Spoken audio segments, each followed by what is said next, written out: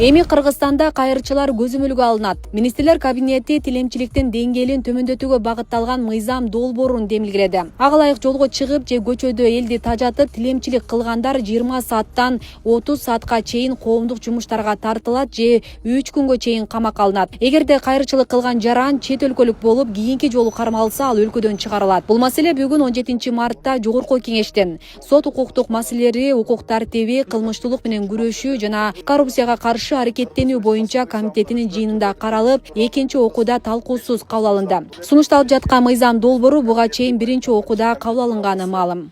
Урматтуу депутаттар, аталган мыйзам долбоору тилемчилик деңгээлин төмөндөтүүгө, анын коомдук тартипке тийгизген терс таасирин жоюуга жана чет өлкөлүк жарандарды өлкөдөн чыгарып жиберүү үчүн укук негизди камсыз кылууга багытталган.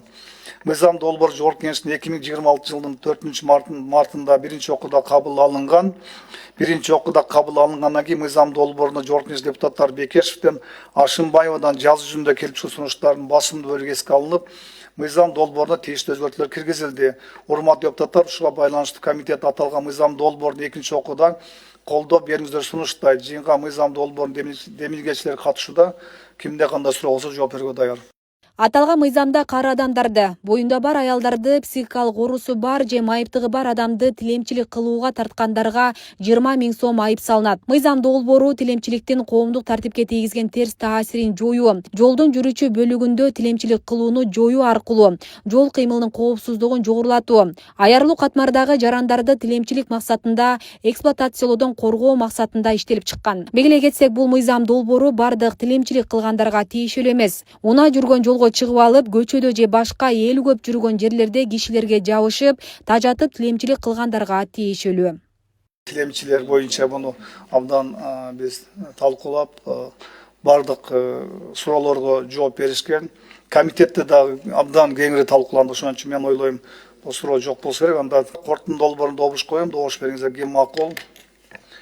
Каршы жок, рахмат, чечим кабыл алды. Мыйзам долбоорун экинчи окууда кабыл алды, Жогорку сунушталат. Тармактык комитет мындан сырткары адал индустрия жаатындагы ченемдерди өркүндөтүүгө багытталган мыйзам долбоорун экинчи окууда жактырды. Демилге адал стандарттарынын ченемдерин бузган же адал белгисин мыйзамсыз колдогон тараптарга карата конкреттүү жоопкерчиликти белгилөөнү көздөйт. Мындай чаралар керектөөчүлөрдүн укугун коргоого жана өлкөдөгү адал индустриясынын сапатын көтөрүүгө багытталган. Бул ушул адал продукциясын тастыктоочу сертификатты кайсы мамлекеттик органга берилип атат ошондо?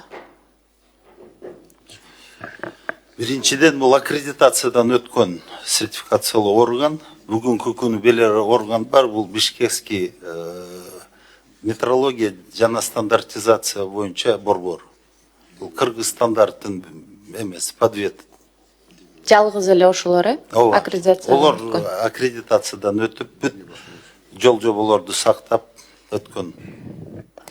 Мен айтайын деген, бул эми адал деген диний нормаларга түздөн түз байланышкан түшүнүк да. Ошого мен алар менен байланышсам, жок, бизди катыштырган жок, эч кандай тегерек столго чакырган жок деп атат. Биз алар менен жолугушуп сурашканбыз, кандай эмелер, мыйзам долбоорун көрсөтүп. Мага ошол бирок дагы бир жолу жолуксак эч эме болбойт. Биз даярбыз. Урматтуу депутаттар, корктун долбоорун добушка коем, добуш бериңиздер. Ким макул?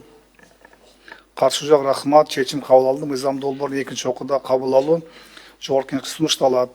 Жыйында ошондой эле Кыргыз Республикасынын укук коргоо органдарында кызмат өтөө жөнүндө Кыргыз Республикасынын мыйзамына өзгөртүү киргизүү тууралуу мыйзам долбоору дагы экинчи окууда колдоо тапты. Аталган мыйзам долбоору мамлекеттик органдарга документтердин көчүрмөлөрүн берүүдө милдеттүү түрдө нотариалдык күбөлөндүрүү талабын жокко чыгарууга багытталган. Өзгөртүүлөрдү киргизүү жөнүндө мыйзам долбоору жактырылсын. Асел Сыдыкова, Регион телеканалы. Экинчи окууда кабыл алуу Жогорку Кеңешке сунушталсын.